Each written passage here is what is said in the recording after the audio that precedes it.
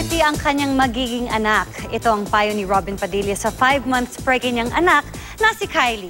Yan ang chika ni Katatibayan. Ibang-iba ang aura ng aktor na si Robin Padilla. Halatang masaya at kontento sa buhay.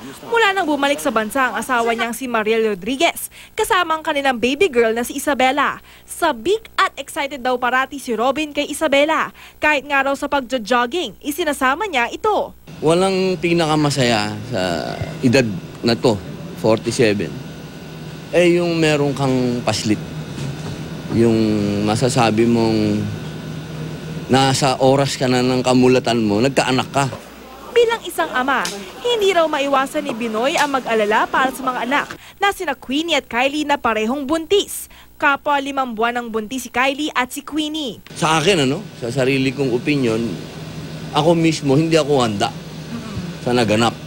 Bagamat siya nasa edad na, maramang siya handa, pero hindi ako handa. Ang alam ko kasi si Queenie yung buntis eh. Excited na ba at handa na maging lolo si Robin?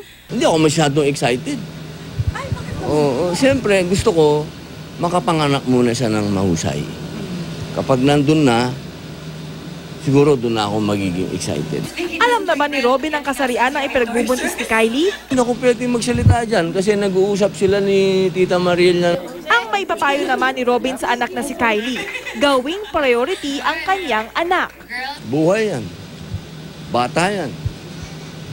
Kailangan yan na. Iikot na dyan ng buhay mo. Katatibayan, updated sa showbiz happenings.